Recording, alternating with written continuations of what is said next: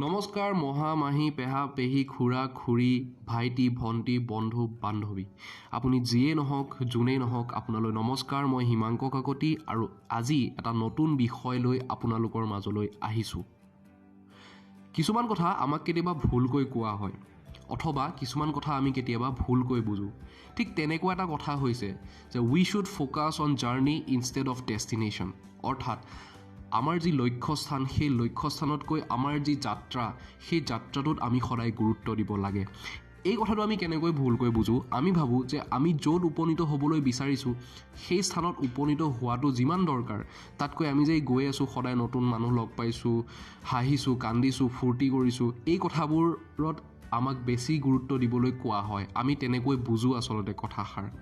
কিন্তু সেই কথাটো একেবাৰে সঁচা নহয় আপোনাক কোনেও নকয় yes we should focus on journey instead of destination but our journey should have a bundle of small destination একেবাৰে সঁচা কথা আমাৰ লক্ষ্যস্থানতকৈ আমি লক্ষ্যস্থানৰ দিশে অগ্ৰসৰ হওঁতে পাৰ কৰি যোৱা মুহূৰ্তবোৰ আহিব লগা মুহূৰ্তবোৰ বেছি ধুনীয়া আৰু ৰোমাঞ্চকৰ কিন্তু আমাৰ যাত্ৰাত কিছুমান সৰু সৰু লক্ষ্যস্থান থাকিব লাগে সেই কথাটো আপোনাক কোনেও নকয় এটা সৰু উদাহৰণ দিছোঁ ধৰা হওক আপুনি ইয়াৰ পৰা মুম্বাইলৈ যাব লাগে অসমৰ পৰা মুম্বাইলৈ গতিকে অসমৰ পৰা মুম্বাই যাবলৈ হ'লে প্ৰথমে আপুনি নিজৰ ঘৰৰ পৰা ওলাব লাগিব সেইটো হ'ব আপোনাৰ প্ৰথম ষ্টেপ ঘৰৰ পৰা ওলাই আপুনি গাড়ী ধৰিব লাগিব তাৰপাছত ট্ৰেইন বা ফ্লাইট তেনেকৈ গৈ আপুনি মুম্বাইত উপনীত হ'ব পাৰিব কিন্তু আপুনি যদি ঘৰৰ পৰা ভাবি থাকে মুম্বাই মুম্বাই মুম্বাই তেতিয়াহ'লে আপুনি তাত গৈ যাব নোৱাৰে তাৰ বাবে আপুনি প্ৰথম ষ্টেপ আপুনি ল'ব লাগিব ঠিক একেদৰে আপুনি যদি ভাবিছে মোৰ স্বাস্থ্য মই খুব স্বাস্থ্যৱান হ'ব বিচাৰোঁ খুব সুন্দৰ এটা চেহেৰা হওক মোৰ তেতিয়াহ'লে আপুনি অন্তত আজিৰ দিনটোত প্ৰথম ষ্টেপ হিচাপে আপুনি দুটামান আৰ্টিকল পঢ়িব লাগিব দুটামান আপুনি ভিডিঅ' চাব লাগিব যে মই কেনেকৈ নিজৰ স্বাস্থ্য ভাল কৰিব পাৰিম সেয়া হ'ব আপোনাৰ প্ৰথম পদক্ষেপ তাৰপাছত আপুনি চাব লাগিব যে আপোনাৰ খাদ্যাভ্যাসত আপুনি কি কি সলনি কৰিব পাৰে নিজৰ স্বাস্থ্য ভাল কৰিবৰ বাবে গতিকে এইবোৰ হ'ব আপোনাৰ প্ৰথম পদক্ষেপ আৰু ডেইলি ষ্টেপছ কোম্পানীবোৰলৈ চাব কোম্পানীবোৰৰ কিছুমান মান্থলি টাৰ্গেট থাকে কিছুমান উইকলি টাৰ্গেট থাকে কিছুমান ইয়াৰলি টাৰ্গেট থাকে ঠিক একেদৰে আমাৰ চৰকাৰেও আগতে পঞ্চবাৰ্ষিক পৰিকল্পনা ৰাখিছিল সেইমতে 5 বছৰৰ ভিতৰত তেওঁলোকে কি কৰিব কি নকৰিব সেইমতে পৰিকল্পনাবোৰ কৰি গৈছিল আৰু কামবোৰ সেইমতে কৰিছিল ঠিক একেদৰেই আমাৰ জীৱনতো কিছুমান পৰিকল্পনা লাগে একেবাৰে চিৰিয়াছ হ'ব নালাগে এখন কাগজ লওক সেই কাগজখনত আপোনাৰ সপোনবোৰ লিখক আপুনি কোনখন গাড়ী কিনিব বিচাৰে কি চাকৰি কৰিব বিচাৰে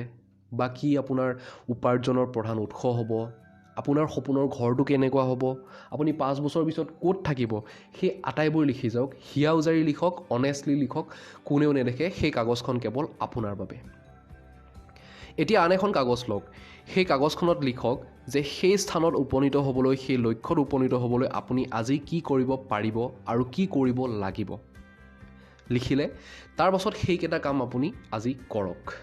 ঠিক একেদৰে প্ৰত্যেক দিনাই আপুনি তেনেকৈ এখন কাগজ লওক বা আপুনি এখন বহি লৈ ল'ব পাৰে তাত আপুনি সদায় লিখি যাওক যে আজিৰ দিনটোত আপুনি কি কৰিব পাৰিব কি কৰিব লাগিব তেনেকৈ লিখি যাওক আৰু সেই কামবোৰ সম্পূৰ্ণ কৰি যাওক আৰু তাৰ মাজে মাজে সেই যিখন কাগজত আপোনাৰ সপোনবোৰ লিখা আছিল সেইখন আপুনি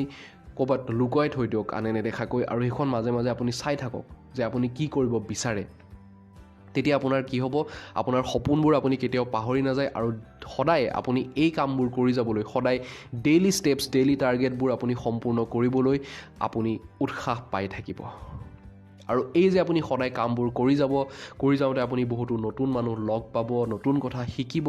নতুন স্কিল শিকিব কিছুমান অভিজ্ঞতা হ'ব সেয়াই হৈছে আচলতে যাত্ৰা আপোনাৰ লক্ষ্যত উপনীত হ'বৰ বাবে গতিকে এই যাত্ৰাটোক আপুনি সুন্দৰ কৰক এই যাত্ৰাটো যেতিয়া আপোনাৰ সুন্দৰ হ'ব তেতিয়াহে আপুনি গৈ লক্ষ্যস্থানত যেতিয়া উপনীত হ'ব সেই লক্ষ্যস্থানো আপোনাৰ বাবে সুন্দৰ হ'ব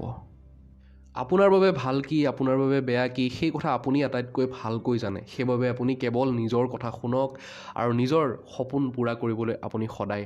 আগবাঢ়ি যাওক যি কি নহওক আপোনালৈ থাকিল বহুত বহুত শুভেচ্ছা আপোনাৰ জীৱনটো খুব সুন্দৰ হওক তেতিয়াহ'লে আজি আপোনাৰ মাজৰ পৰা বিদায় লৈছোঁ বহুত বহুত ধন্যবাদ